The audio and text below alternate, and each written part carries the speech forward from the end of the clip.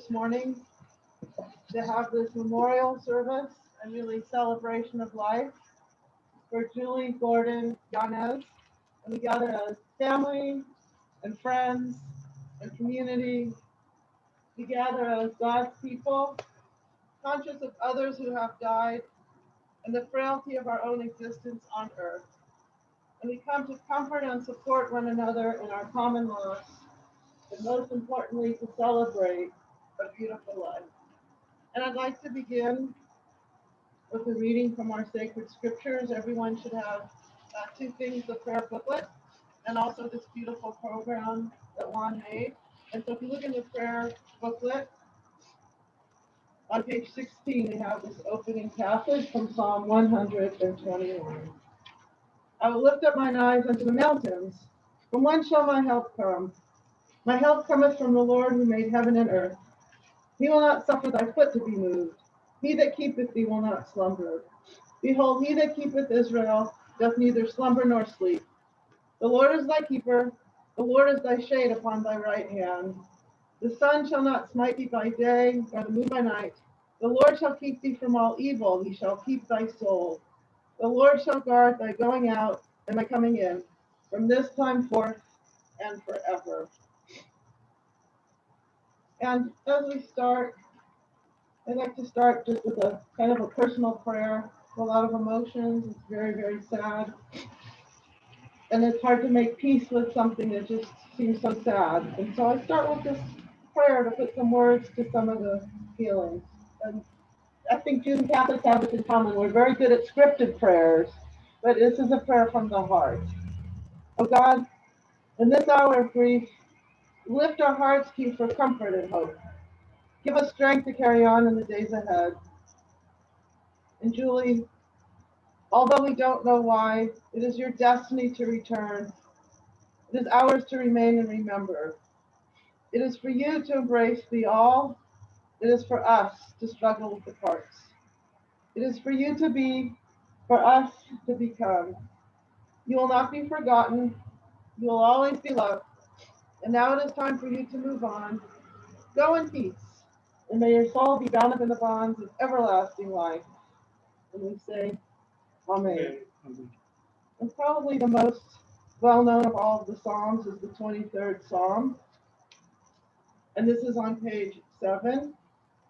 And these are beautiful words meant to offer comfort and consolation. So let's read together page 7, and we'll all join together. The Lord is my shepherd, I shall not want. He maketh me to lie down in green pastures.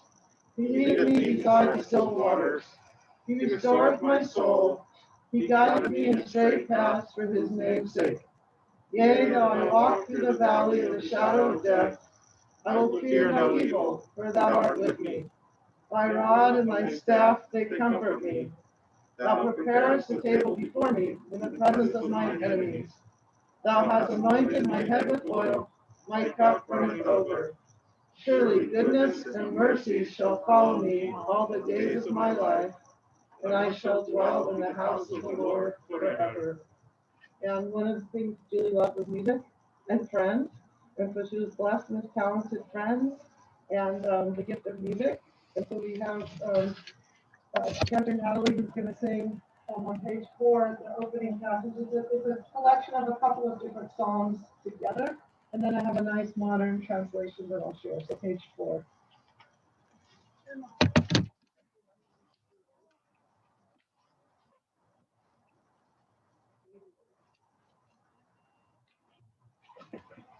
Oh, he likes it. Yes, he likes that. We're taking it more with him.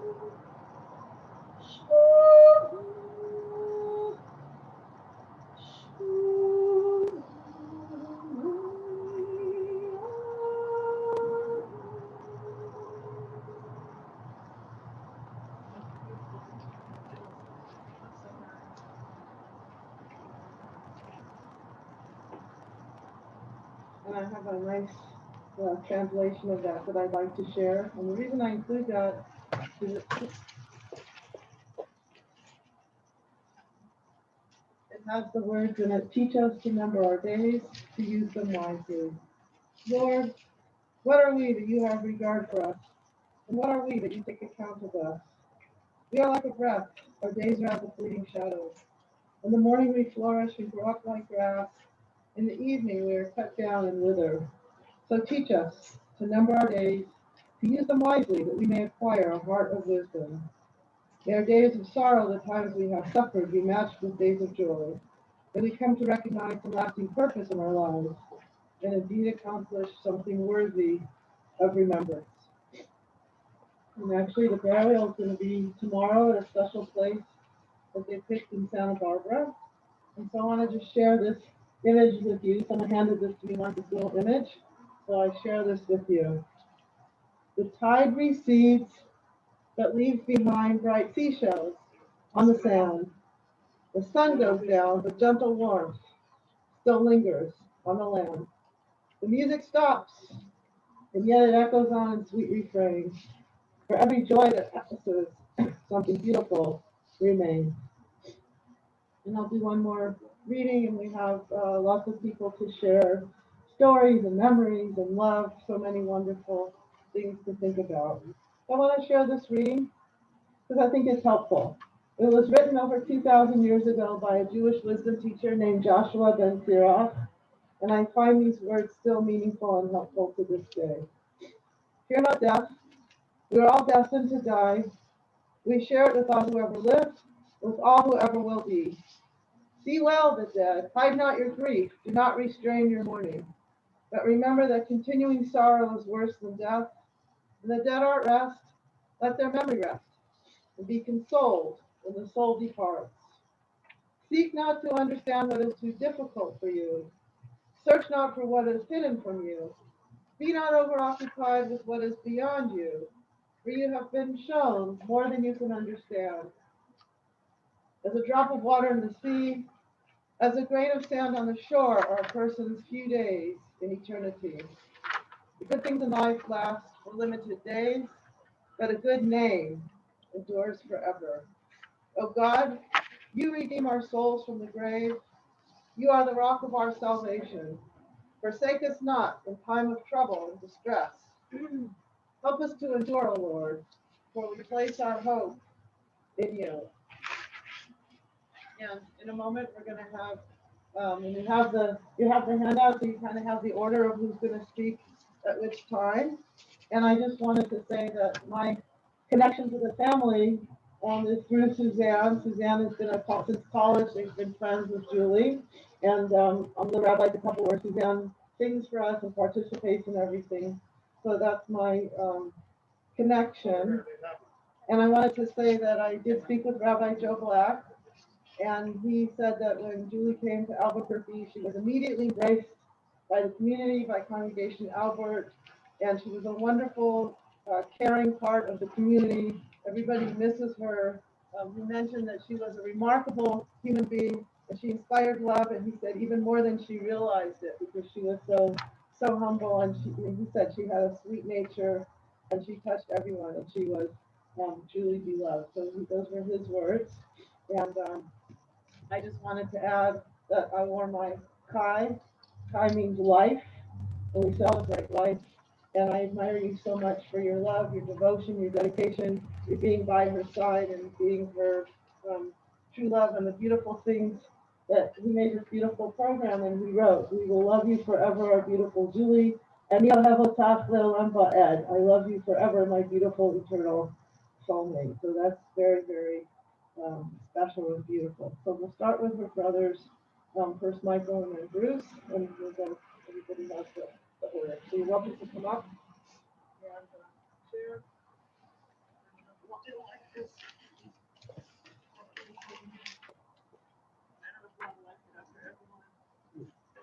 At least the microphone.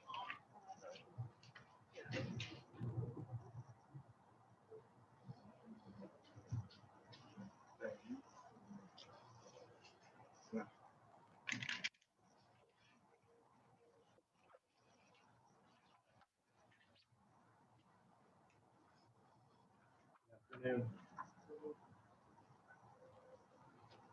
The first time I ever heard or knew that I was going to have a baby sister was in Palm Springs.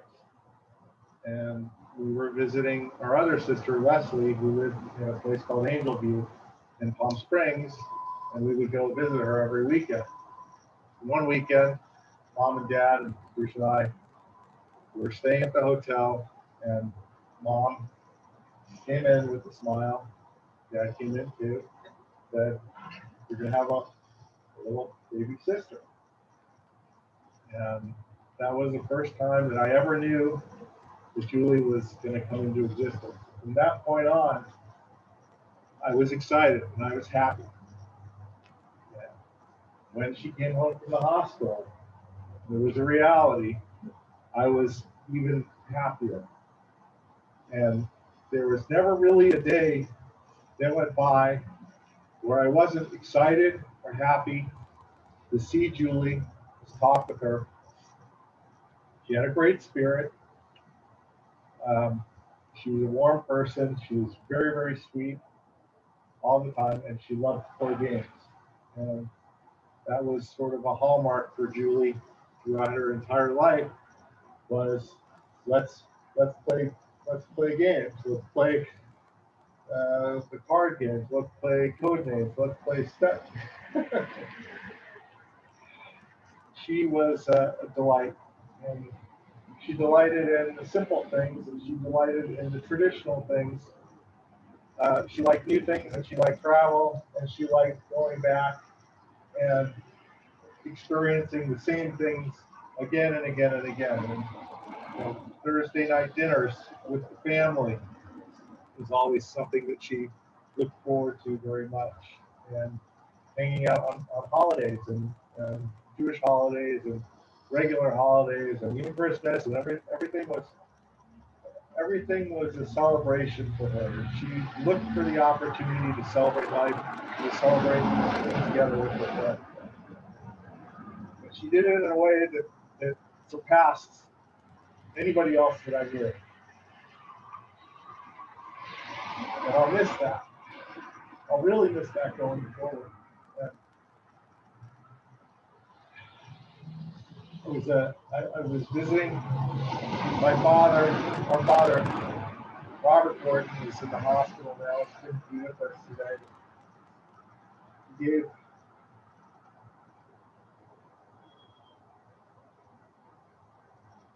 the words he was able to come out with to express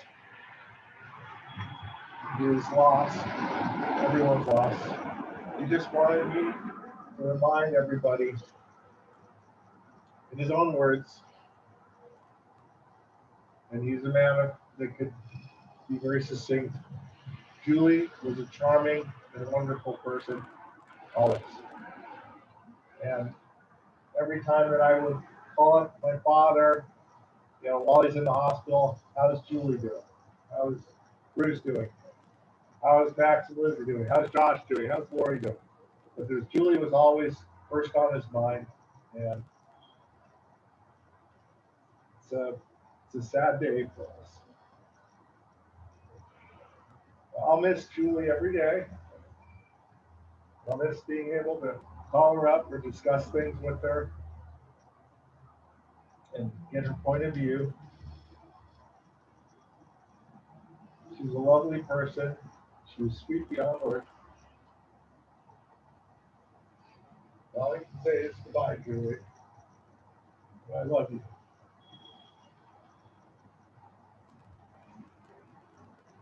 That's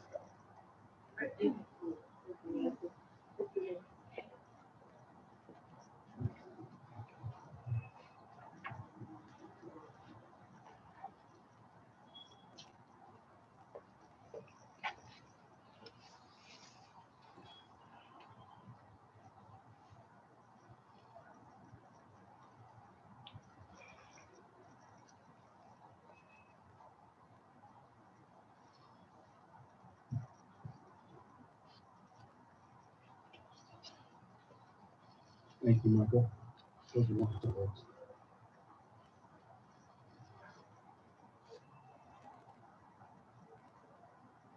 My sister Julie had a very tough life. While we all know that she struggled with, battled with cancer for the last better part of 7 years of her life, she fought it with strength and courage and was always kind to everyone around her. What many of you may not know is that our mother, Julie's mother, suffered from a very serious mental illness. She was manic depressant, and roughly around when Julie was 10 years old, our mother, Joanne, developed really 3 different personalities. One that couldn't get out of bed, one that was in some ways maniacal, irrational, uncontrollable, and then there was our mother's real personality, a loving, caring woman, and a mother of 4 children. This terrible illness became worse and devoured our mother's personality over the years, and I can only imagine how difficult it was with all of her siblings out of the house, Leslie gone, Mike and I in college, and my father working his butt off to make sure that we could make ends meet. I can't even imagine what she went through during her teenage years, alone, to watch her mother's crippling illness over the better part of the next 10, 12 years.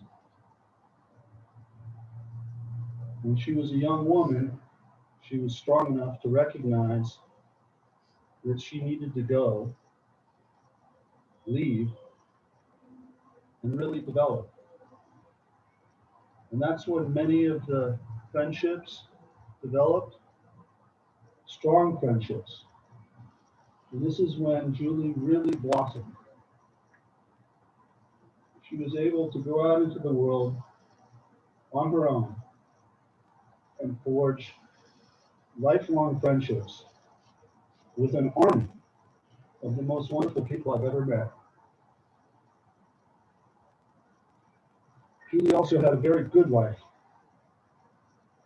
Around 9 years ago, she met her soulmate. She and Yanez became partners and lived a life full of love. A marriage that we all admired and in some ways were jealous of. They were lovebirds in the truest sense of the word. She became welcomed and embraced by the Yanez family, some of the most wonderful people that God has ever put on this planet. They welcomed her with open arms. They supported her. Through everything that she went through, they were there for her, every step of the way. Juan was the poster child for what a husband should be, caring and supporting and nurturing his wife, even through the thickest and most difficult of times. Julie had a loving family. Our sister Leslie, Mike and I, and our father and mother loved her dearly. The Yanez family loved her dearly. And she took on a plethora of beautiful friendships, long-lasting, amazing friendships over the years. Truly remarkable. Many would argue that she had it all. She had a loving husband. She had a supportive and caring family. And she had more friends, more caring and loving friends than anybody could ever wish for.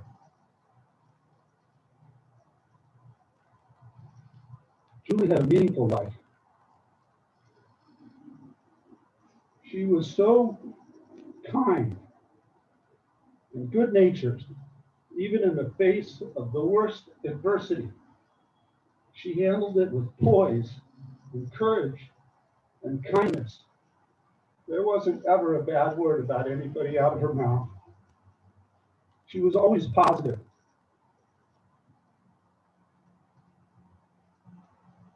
She taught us all so much.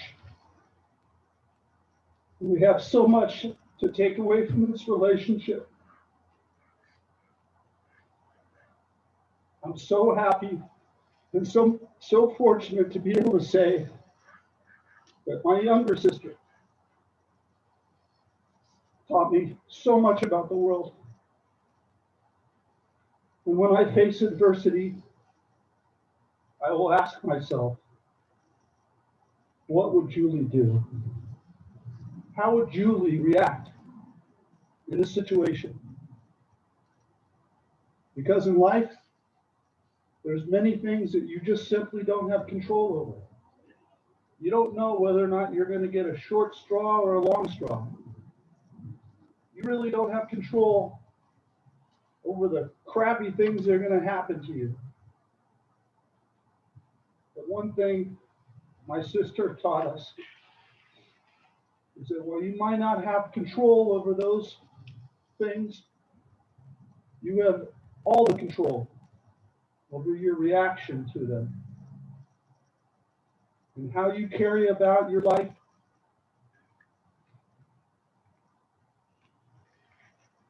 and how you respond to life's adversity.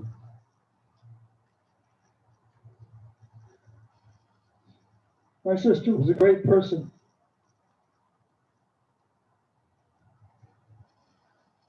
And we all have much to learn from her. I will miss her every day of my life. I love you, Julie.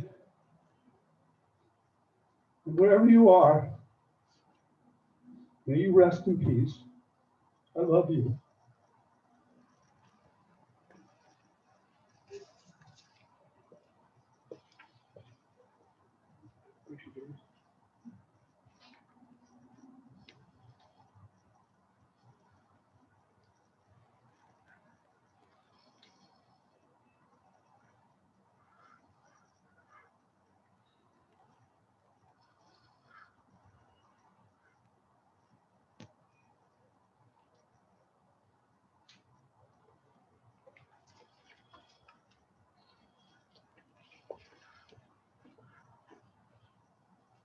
Good morning.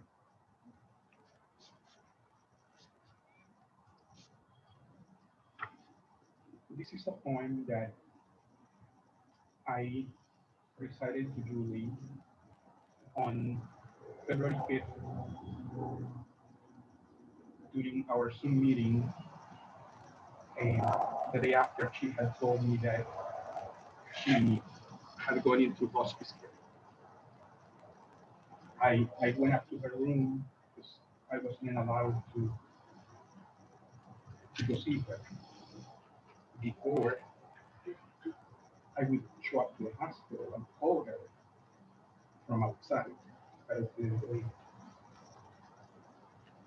I called Julie. Julie, I love you. This is not a final goodbye because we will meet again in that place where all humans of good will go. A place where Leslie, Joanne, Socrates, and Tani are. When I lived in Rome, I would enjoy sitting at the foot of the granite columns at the Pantheon, which had stood for 20 centuries.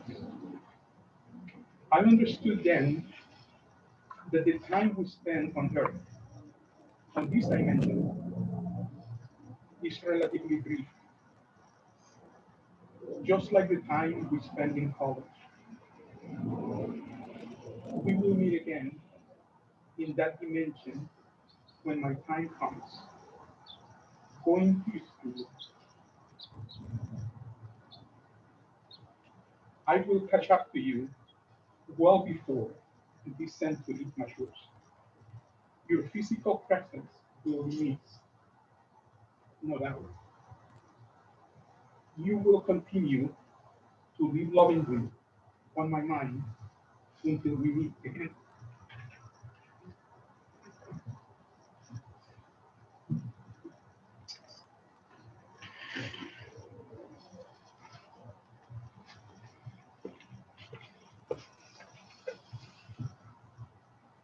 For the first time I met Julie, I discovered what kind of beautiful person she was. I remember the first conversation I had with her, and I told her how important is the family unit for us. And I asked her what I have to know about you in order to develop a good relationship. And she replied, I would like to do my best to adjust to the new family. And she did. In 2017, we celebrate Christmas in San Francisco. And my daughter invited Leslie, Julie, older sister. And when Leslie was ready to leave, the caregiver asked me, Leslie had a question for you. So I get surprised. And Leslie wanted to know if she can call me mom. It was an unforgettable moment because this Christmas I have additional two daughters, Julie, and Leslie. For the last few months, Julie had a very difficult time. And then she started asking me if I can take care of the husband.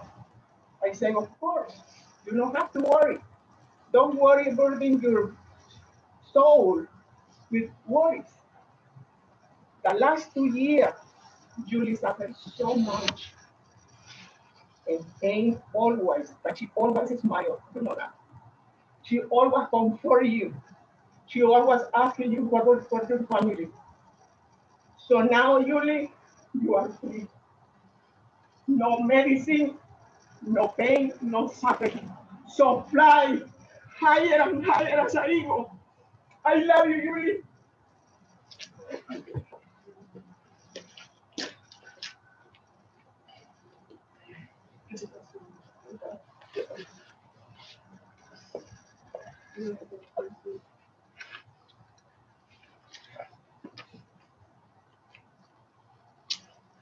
I humbly ask that you take a moment, you close your eyes, take yourself back to that wonderful day when Julie and Juan got married.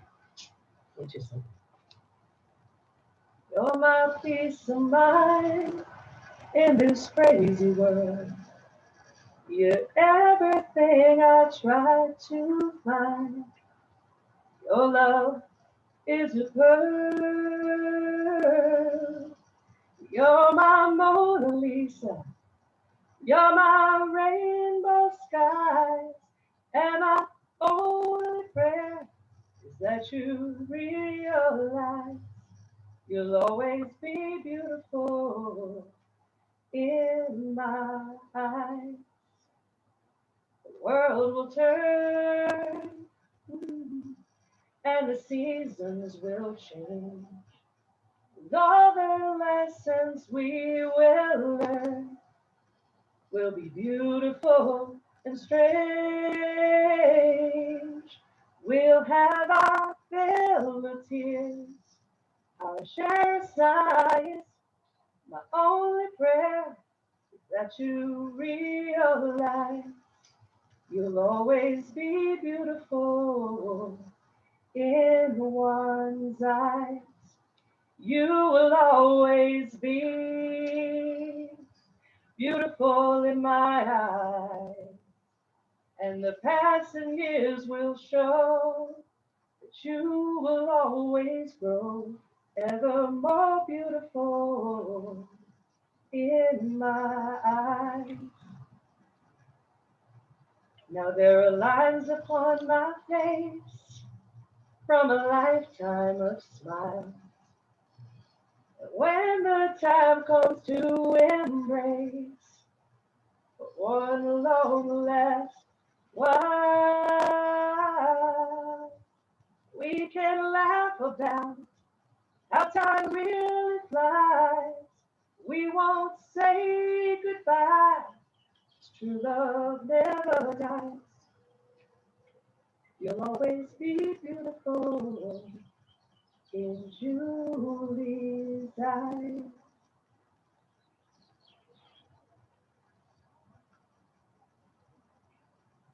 Julie and I met in college in '97 through USC Hillel and USC Helene. And we became fast friends right away. Fast forward after graduation, she moved to Albuquerque and I got married and drove to Oklahoma City to be with my then husband. And Julie invited me to stay with her. And she was always so gracious. I remember chuckling when I went into the bathroom to wipe off my face and I got a mouthful of cat fur. It was probably Scooter's. And she was like, "Oh, I'm so sorry." I'm like, "Don't be." It was funny. She and I laughed a lot. We had a lot of inside jokes. She was able to see the humor in inside jokes that I had with other friends. She found the humor in everything. She and I kept in touch over the years, and I was sharing with her one day the ups and downs of dating after I got divorced, and she was out there looking for her special someone. And I remember the day that she told me that she met Juan.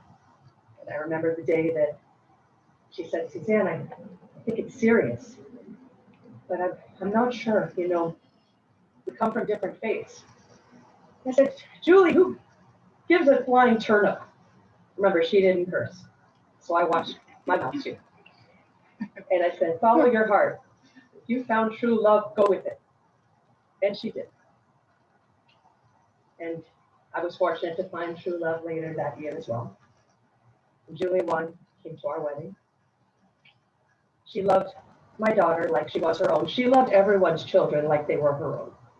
And she loved her friends so much. Sharma and Natalie and Julie and Ronnie and Heather and Camille and Mary and Rich, and the list goes on and on. I'd be here all day if I said everyone's name. If you remember in the Muppet movie, there was a part where Kermit's standing there and he's bravely trying to get that rich and famous contract. And he said, "And I'm here with my group of friends who want the same dream." And Julie did the same thing. She found friends along the way and she took us with her on her dream, her pursuit of happiness and joy. And she helped us see past the negative and the mucky muck. And even towards the end, when I visited her in the hospital, Juan surprised her with a serenade. And I was grooving and Juan was singing, and there was Julie in bed. I'll never forget that. She was able to find, excuse me, and she was able to find the strength and the beauty in every moment, even in the hardest of times. Like you, I will grieve her loss. It's a tremendous loss. They don't make them like Julie. She's a one of a kind, a true gem. Best I can do now, Julie, is to carry on your legacy of being kind and understanding, and patient, loving, being a good listener, and most importantly, being a loyal friend. And thank goodness for creating code names during this pandemic. Leave it to Julie to get everybody together during a pandemic via Zoom, where we played every week. Sometimes there were a lot of us, sometimes there were a few, but it was always fun. And we'll keep playing, and we'll keep having fun, just like Julie wanted us to. because that's the way she wanted it. And that's the way it will be. I love you, Julie, forever. Thank you.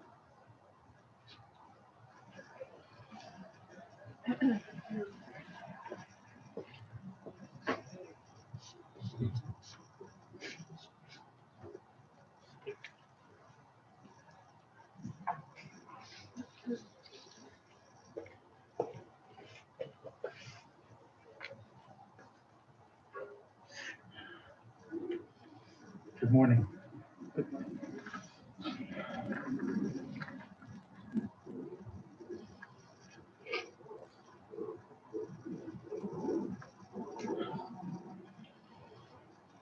Julie Yanez was a wonderful good friend. I had known Julie for a very long time, and she was always a joy to hang out with. She was so full of life and always smiling and just so happy. You could talk to her about anything, and yet she would be so fascinated on what you're talking about. Julie loved to party, and by that I mean she loved being with friends. She loved to get together with everyone and wanted to make sure everybody was having a great time. She really cared about her friends and always would like to put them first before herself. She was a very caring person and always had a great heart. She loved going to the theater to see the shows such as Wicked and any other theatrical performance. Julie loved going to the movies too. Only one thing though, she didn't care for horror movies that much. I can't say that I blame her. She always enjoyed romantic comedy and comedy films. One of her favorite movies was The Birdcage with Robin Williams. I remember imitating that scene to Julie where Williams did the rehearsal scene for the first time. It made her laugh so hard that she always insisted that I imitate that scene each and every time I saw her. Oh, man. To her, it never got old, and I was happy that I could make her laugh because she had a wonderful sense of humor. Well, Julie, I'm sure now you've met Robin Williams up there in heaven, and I'm sure by now he's probably teaching you to dance. He can sure do it better. He could sure do it a lot better than I can, that's for sure. I'm sure, Julie, you are laughing right now. We always went to each other's birthday parties and to each other's weddings, and all of them have been very special. I was very honored to be part of your wedding, and you and Juan were the perfect couple. You both have been there for each other. Juan is a great guy, and I will always be his friend.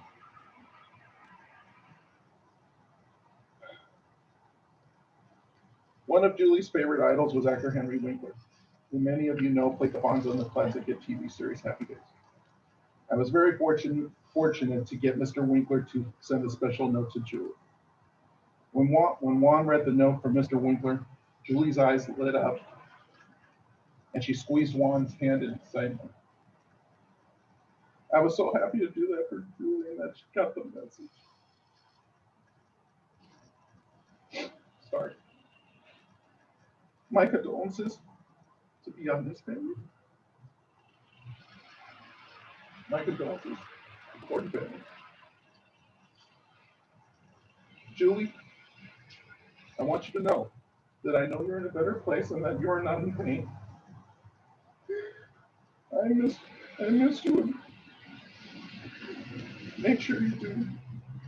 Bossy. You do Martha Graham. Or Twyla. Or Michael Kidd. Or Madonna. But Julie, you keep it all inside. Yes, Robin Williams is better. Thank you for being a wonderful friend and being a part of my life. I love you, Julie, and until we meet again, rest in peace.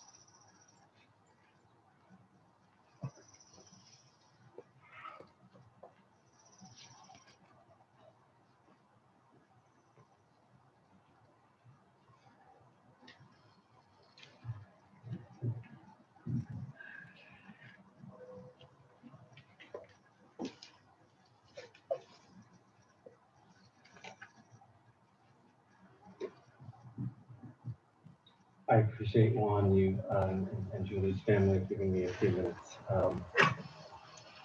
I apologize, I'm going to refer to my notes to help collect my thoughts.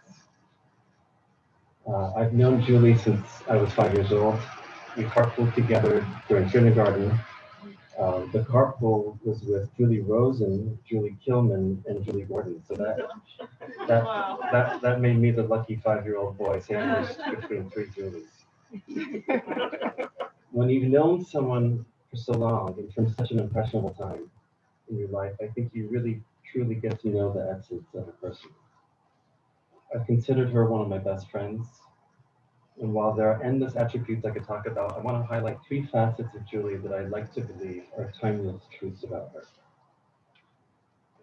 The first truth is that of her wisdom. Some time ago, I read a lovely story by author Rachel Naomi Remen that relates collective nouns dating from medieval times used to describe groups of beasts and birds. So these included things such as gaggle of geese, exaltation of larks, and parliament of owls. But her story about pearls of wisdom is one that I believe captures the essence of Julie's wisdom. Remen describes an oyster as soft, tender, and vulnerable. Without the sanctuary of its shell, it could not survive. But oysters must open up their shells in order to breathe water. Sometimes while an oyster is breathing, a grain of sand will enter its shell and become a part of its life from then on. Remen relates that such grains of sand cause pain, but an oyster does not lose or alter its soft nature because of this. It does not become hard and leathery in order not to feel. It continues to entrust itself to the ocean to open and breathe in order to live. But it does respond.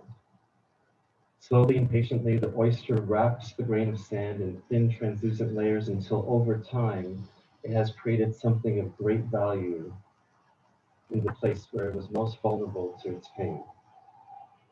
A pearl might be thought of as an oyster's response to its suffering. And not every oyster can do this. And oysters that do are far more valuable than oysters that do not. Now I know and I hope that that analogy is obvious. And from my extremely limited human view of the world, I cannot make sense of the unfair cards that Julie was dealt. I often met with her in the Cancer Infusion Center, and I know how much Julie endured with the nausea and the pain and the hospitalizations and the procedures and all the burdens that come with the cancer treatments that Julie persevered with over the years. Yet despite it all, as others have mentioned, she never hardened herself to her friends or her family or to life. She never altered her soft nature, and she somehow was able to transform her suffering into wisdom, or a pearl of wisdom, if you will. Julie's second attribute that I want to mention is that of gratitude. And I have to confess that more often than not, I would be found teasing Julie. I teased her because she collected stickers. I teased her because she loved the Muppets and went on Golden Girls cruise. I teased her because she had a goofy sense of humor. And in short, I teased her because of her childlike eyes of seeing the world. But now I'm sometimes second guessing myself. Maya Angelou once said, "This is a wonderful day. I've never seen this one before." And some have described living with gratitude as a way of life that invites us to take nothing for granted. Psychologists say that living gratefully help us awaken to the opportunities that are around us and to extend ourselves with compassion to others. I now believe that Julie was showing us in a way that only she could, that life really is a gift, and every day is a gift. And Julie innately understood this. She didn't have a materialistic bone in her body. Who else, other than Julie, would light up when a friend would call her out of the blue, or when you'd have an ice cream sundae, or see a rainbow, or just even a beautiful leaf? Her ability to be so awake to the gifts of life and to what matters most in life perhaps rested in her ability to see the world through the lens of a child. And so now I think after all that teasing that perhaps Julie is getting the final laugh that we know. And the final attribute I'd like to mention is that of attention. And I realize you're probably thinking that this is a silly attribute to highlight in a memorial, but I'd like to suggest that it's actually quite important.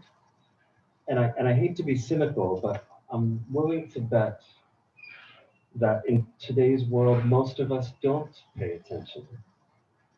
And we could be honest. I mean, how often are we talking to someone on the phone and in the background we might be texting someone else or multitasking, or even sitting at lunch with someone, but thinking about our to-do list and our errands and the hassles and the emails and the deadlines and all of the other things that compete for our attention. I know I'm certainly guilty of these things. But I think we can agree that Julie seemed to be immune to all this. When you spoke with her on the phone or sat with her for lunch, she would give 100% of her attention. She would give 100% of herself. She wasn't thinking about anything else in the world, and you knew it and you felt it. And so French philosopher Simone Weil, I think, got it exactly right when she said, attention is a form of love. When you pay close, focused attention to another human being, that's an expression of love. And so, in an age of endless distractions, Julie's ability to give absolute, undivided attention, something I know all of us here have experienced, has been her gift to all of us. So, among much else, I'll remember Julie for these three gifts: for undivided, authentic attention, which was her way of telling us that she loved us; for gratitude, both for the mundane and the timeless; and for sharing her wisdom in a way that only Julie could. May her memory be a blessing, and may we hold on to the gifts and the pearls that Julie left us. And I just want to close, if I may, with a blessing that we actually shared in the class we took together, and I had the opportunity to share with her the last time I saw her with Juan there. It's actually a Celtic blessing that my colleague shares when somebody is born, a newborn. And I think if we can reframe this to the current circumstance, I think the truth still holds for Julie. May the strength of the wind and the light of the sun, the softness of the rain and the mystery of the moon reach you and fill you. May beauty delight you and happiness uplift you. May wonder fulfill you and love surround you. May your step be steady and your arm be strong. May your heart be peaceful and your word be true. May you seek to learn. May you learn to live. May you live to love. And may you love always.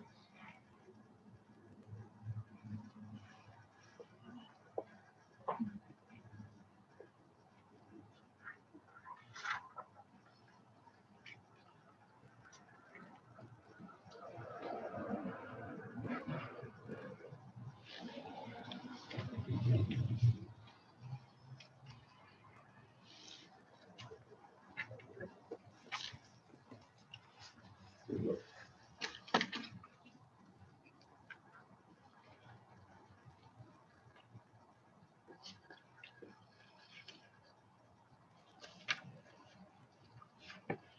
my Julie, my beautiful eternal soulmate, my beautiful love, my beautiful Julie. I remember the day we met. It was June 6, 2012. No, June 7, 2012, at a Double Blitz concert that you invited my brother and I.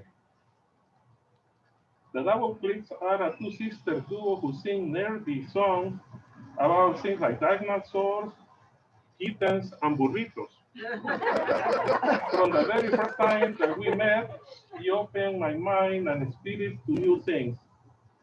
With you, my love, I discovered joys like gift giving, traveling a cruise boat with 2,000 people who love what you love, and sharing places that are special to both of us, just to name a few. You, my love, are the most beautiful and wonderful wife, daughter, sister, aunt, cousin, and friend. You touch countless lives in such positive ways. You always made a connection with wonderful people who you met at school, vacation trips, hospital visits, and multiple social gatherings. Some of those people have become lifelong friends that have showered us with love and prayers during these most difficult times. My Julie, you are a proud USC Trojan who graduated with honors. After college, your life journey took you to Albuquerque, New Mexico, and then to Tucson, Arizona, before you came back to Southern California. Those places are very special to us because of wonders like the balloon fiesta and Old Tucson, where we had the most beautiful and incredible wedding. In case you don't know, Julie and I got married 3 times to each other. First, we got married legally, then through the Jewish faith, and finally through the Catholic faith. With more time, we would have gone to a Las Vegas wedding chapel and be married by an Elvis impersonator. Every now and then, Julie and I will say to each other, who gets married 3 times to the same person? And we will say in unison, we do. What do you say, love? Should we ask God to marry ourselves for a full time in heaven? Yeah. Love, we share wonderful trips to Tahiti, New Zealand, Australia, the Caribbean, Mexico, Iceland, England, France, and Spain, just to name a few.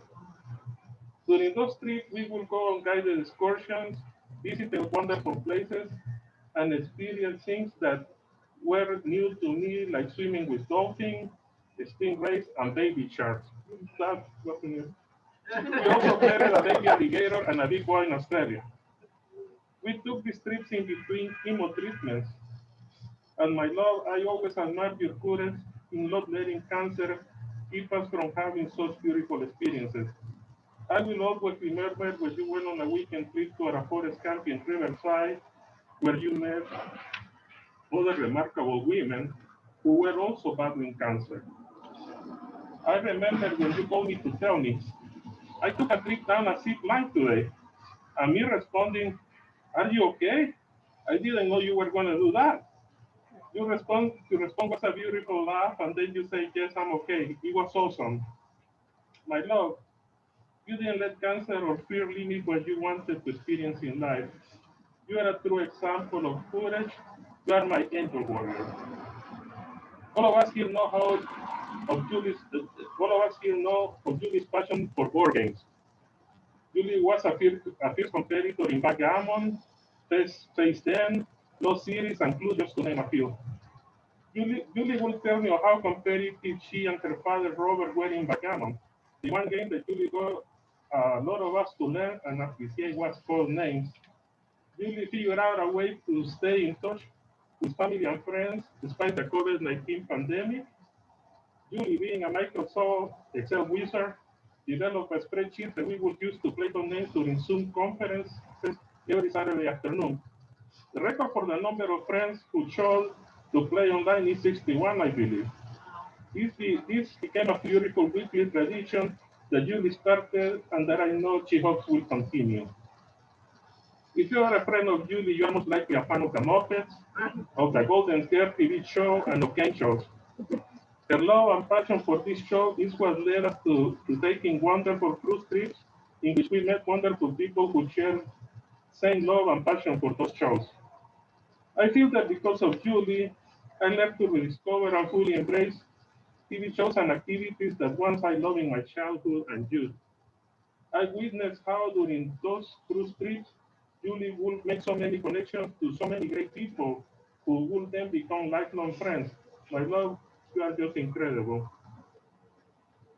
I believe all of us are familiar with Julie's unique ability for personalizing gifts. Whether it was a music box that played your favorite song, a personalized puzzle, a chair of a small pillow with your photo on it, or a nicely crafted book that will tell a personalized story, you appreciated the love and effort that she put into each gift. My love, when we got married, we joined our families. I got a new father in Robert, a new mom in Joanne, a new sister in Leslie, two brothers in Mike and Bruce, and beautiful nieces, nephews, and cousins. You had a new mom in Martha, new brothers in Gustavo and Cesar, new sisters in Evelyn and Vanessa, and beautiful nieces, nephews, and cousins. We became and always will be a beautiful big family. You gave us so much love and happiness during family gatherings. My love, I remember how back in 2012 when my brother Gustavo and I walked the pilgrimage of Santiago de Compostela. I was 200 pounds lighter back then. You and I wrote.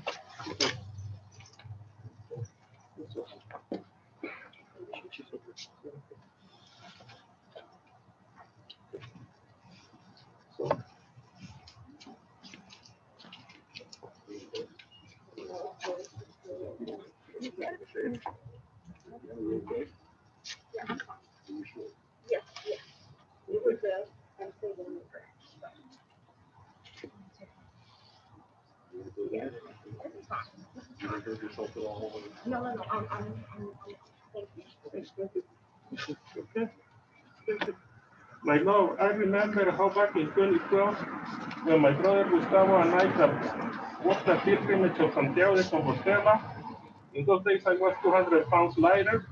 You and I wrote an email to me each day, every day. Love, I felt your love and support during the entire trip. When we came back home, you made a beautiful gift of a book that contained the emails that we wrote to each other and photos of our trip. I hope someday to repeat the journey and dedicate it to you, my love, in your honor and in the honor of our love.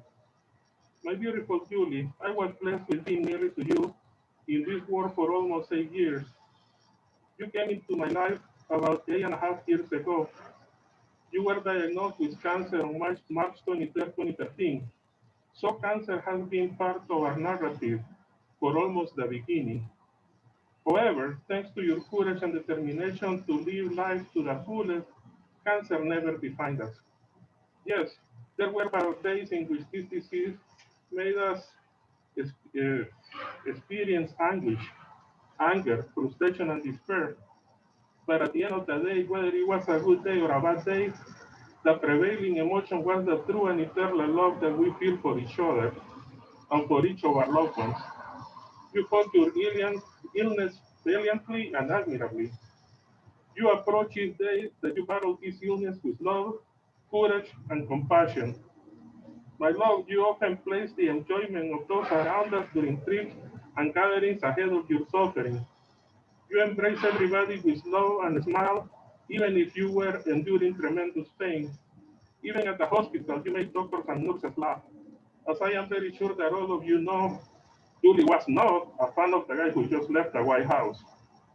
So when Julie was at the hospital and she did not seem fully conscious, the doctor and nurses will ask her a series of questions to see if she's okay. The dialogue will go something like, Julie, do you know where you are? And Julie will respond, Cedar or Hog. hospital. Then they will ask Julie, do you know what year it is? And she will say 2019 or 2020. The last question will usually be, Julie, do you know who the president of the US is? And Julie will respond, stupid head. So the room will burst in laughter every time. Then the doctor or nurse will say, she's okay. Lord, you may lasting friends, Lord, you may lasting friends with doctors, nurses, and personnel assistants and hospital. My beautiful love, as you felt, the time was running short. You did everything you humanly could so that we adopted Milty Garfield Yanez, Milty for short, our kitty cat. You would then tell me, Milty's a son, and we are his mommy and daddy. You wanted to leave Milty for mom and I to hold on to after your departure from this world. And we love this most precious gift. We love Scooter, a kitty cat who lived with you for 21 years, who has welcomed you in heaven along with Mom Joanne and Leslie. I thought of myself as a dog person, but now thanks to you, I now love kitties as well. But you always could see through my mind and through my heart. You know how much we are hurting because of your passing. It is so hard not to wake up to your beautiful smile and your beautiful light each morning. However, we also get solace from knowing that you are no longer in suffering or in pain. Love, you are free from anger, regret, and any negative emotions. Your spirit is now filled with love and happiness. You have left this world with just a little under a month from your 45th birthday. Yes, it was a short life, but it was a life well lived. It was a life lived to the fullest. I cannot avoid the thought that you were much too young to leave this world, but at the same time, I now look forward to seeing you when my time comes. You will be my beautiful angel that will welcome me into heaven if I'm good. So I better be good. Please wait for me and for all of us in the company of Mom Joanne, Leslie, and Scooter. Remember me, my love. Remember all of us, my love, because we will never forget you. Your memory is forever in our hearts and minds. As you say, my love, I love you to the moon and back, times a jillion, times a jillion, times a jillion, times infinity plus one. We love you so much, my beautiful love. Ani ohev, o-tach, vaed. Te amo, Julie. I will love you forever, my love.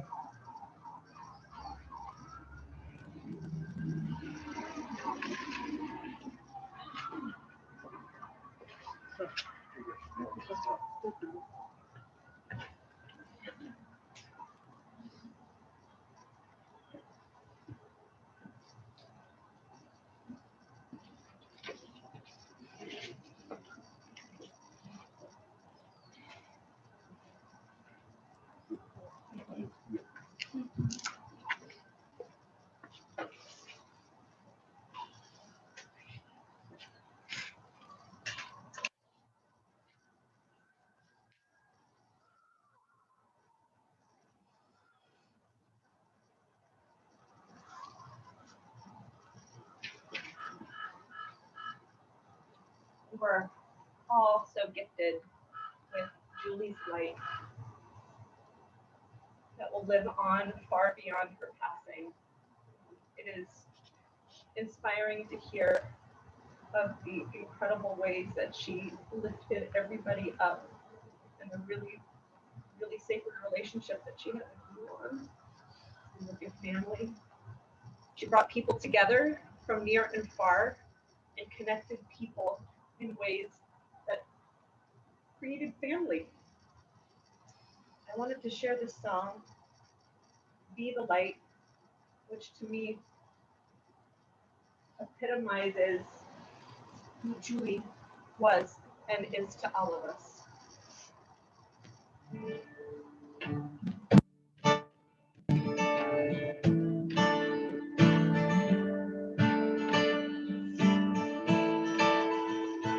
Be the light, be the light inside the darkness, be the hope, the bright into the night.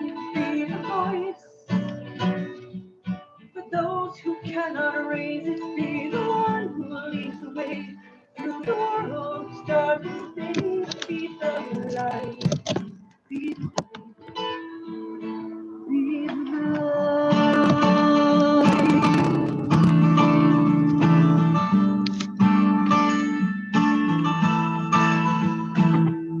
when days feel long and all that's left inside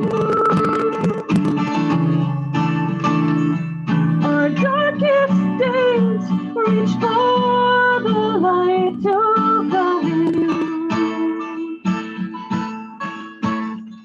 The miracle of change begins with sparks of light we find within that shine. If we come close together, we will see a people strong, a shared humanity.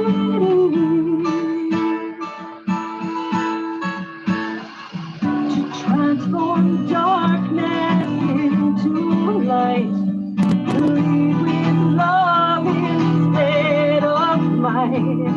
We shine, we shine.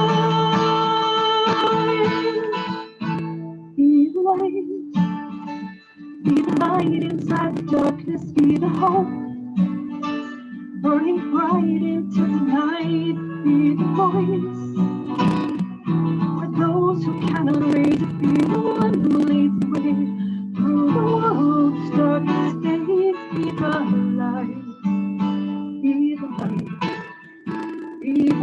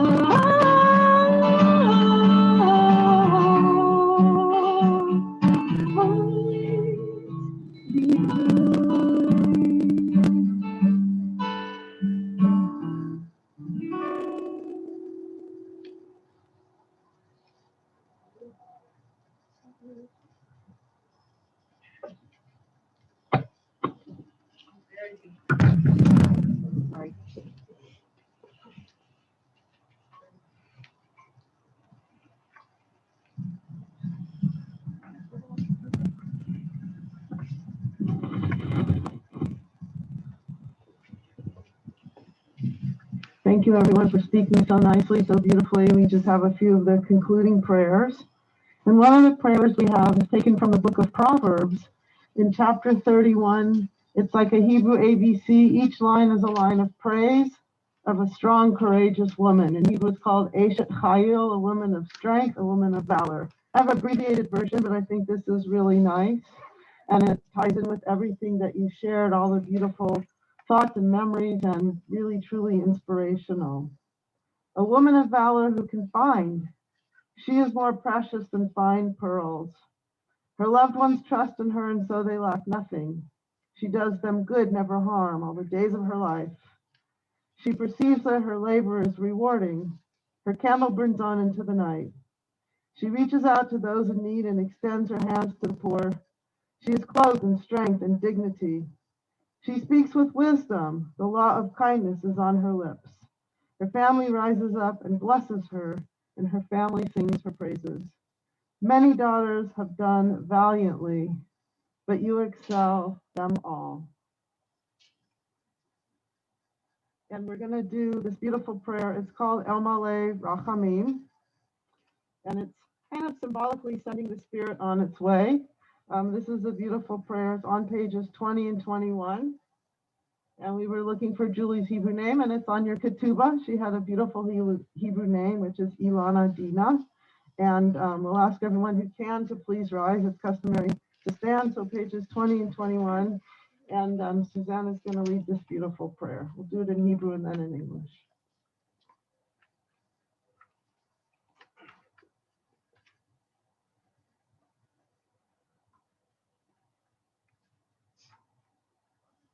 אלמלא רחמים, שוכן במרומים, אמצא מנוחה, נכונה על כנפי, השכינה במעלות קדושים וטהורים, כזוכר הרקיע,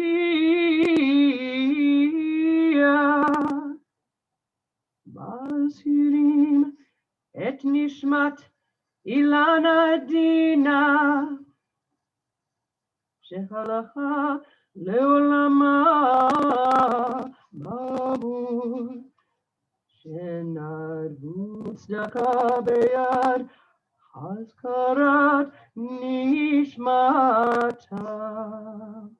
בגן עדן תחל בכנוחתה, לכן ביד הרחמים יסתירך בסתר כנפיו לעולמים, וישרו בצירור החמים נשמתה אדוני,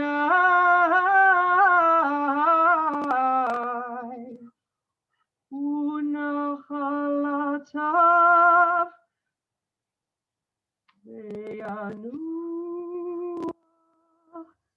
בשלום על משכבך, ונאמר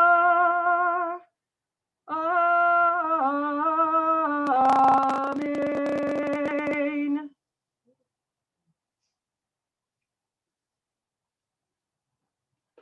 O God, full of compassion, who dwells on high, grant perfect rest beneath the sheltering wings of your divine presence among the holy and pure, who shine as the brightness of the firmament, unto Julie Gordon Yanez, who has gone to her eternal home.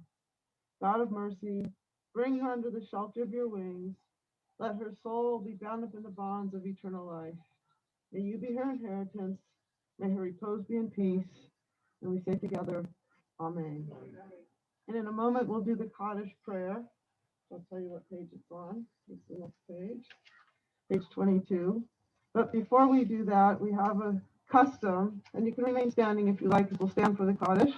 We have a custom. The immediate family are wearing what we call the Kriya ribbons. When you read the stories in the Bible in ancient times, when somebody would die, people would rip their garment and wear it that way to show life has been torn from them.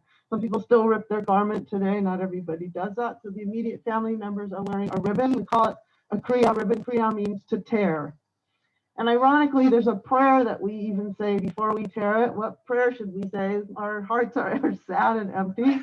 Bless you. We acknowledge that this is life, that this is the struggles of life. And so we acknowledge God's source of truth and finitude. So I'll say it in Hebrew, and if you know the Hebrew, you can say it with me. The last two words are Dayan Ha'emet. So it's Baruch Atah Adonai, Eloheinu melech ha'olam, Dayan Ha'emet. And in English, I have this nice translation. Blessed are you, wise one, our God, sovereign of all worlds, source of truth and finitude. So if you're wearing the ribbon, don't yank it, just tear it a little bit from the side or from the bottom. If you need help, you can. And we wear that as a sign of mourning. We need one more ribbon. And then with that, we'll do the Kaddish prayer. And I just want to read one introduction to the Kaddish. This starts with the words of the Kaddish. We're not saying the prayer yet. This is a very ancient prayer. It was written 2,000 years ago. It's written in the language, not Hebrew, not Arabic, but Aramaic. So Aramaic became the spoken language in that time period. Just like today, you would write a prayer either English or Spanish, because that's what most of us speak. So they wrote it in Aramaic. That's what they spoke. And it's similar to Hebrew, but it's a very beautiful prayer. We call it the mourner's prayer. It's really an affirmation of life. So this is an introduction that I have, and then we'll say the prayer together. Ikadal v'ikadash shemei rabbah. This profound praise of the living, praise for the generous gift of life. Praise for the presence of loved ones, the bonds of friendship, the link of memory. Praise for the toil and searching, the dedication and visions, the ennobling aspirations. Praise for the precious moorings of faith, for courageous souls, for prophets, psalmists, and sages. Praise for those who walked before us. Praise for the God of our fathers and mothers, the source of all growth and goodness, the promise of what we build tomorrow. Yikadal v'kadash shemei rabbah. This the profound praise we offer. Praise for the generous gift of life. So let's join together. Pages 22, there's transliteration on 23. So now we'll have another language today. We'll have a little bit of Aramaic and we'll join together. Yitkadal v'yitkadash shemei rabbah. Ve'alma divrach yiruteh v'amlich malchuteh. V'chayechon u'vyamechon u'chayei dechol be'Yisrael. V'agalal v'zman harif imru. Amen. Yehei shmei rabbah mevorach ve'alam u'amei almaya. Yiparach v'yishtabach v'yipa'ar v'yitramam v'yitnaseh. V'yitadar v'yitaleh v'yitalal shemei dekudashah b'rechu. Le'elah min kol birchata v'shirata tushbechata v'nechamata da'miran b'yama v'imru. Amen. Yehei shalom rabba min shemaya v'chayim aleinu v'al kol Yisrael imru. Amen. Oseh shalom b'mamav v'yaseh shalom aleinu v'al kol Yisrael imru. Amen. The God who makes peace in the heavens make peace for us, for all Israel and all the world. And we say together, Amen. Amen. And everyone can be seated. We have another song, another poem, another song, and slideshows. And if you're not in the shade, come make yourself comfortable, be in the shade. You're welcome to take some water. And all of the memories and participation is really, really beautiful.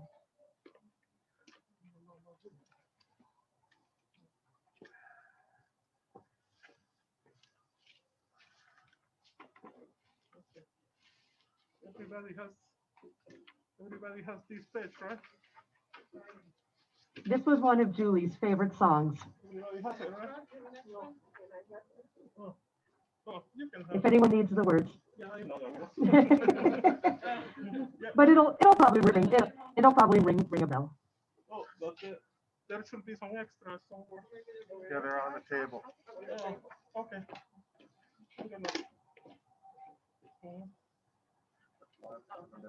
One of you. Can you put me?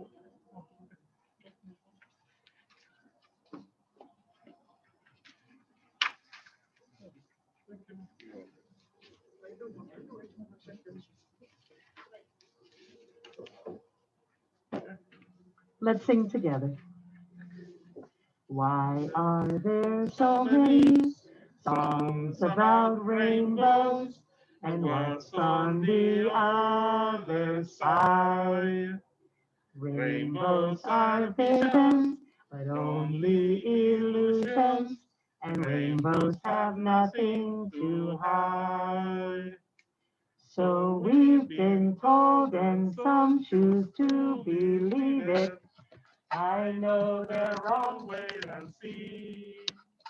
Someday we'll find it, the rainbow connection, the lovers, the dreamers, and me.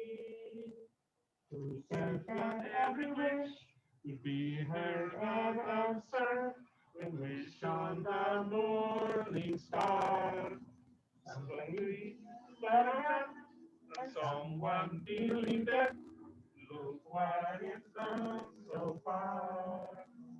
What's so amazing that keeps us stargazing? What do we think we might see? Someday we'll find it, the rainbow connection, the lovers, the dreamers, and me. All of us are spirits now. We know that it's probably magic. Have you been half asleep? And have you heard voices? I heard them calling my name. Is this the sweet sound that calls the young sailors? The voice might be one and the same.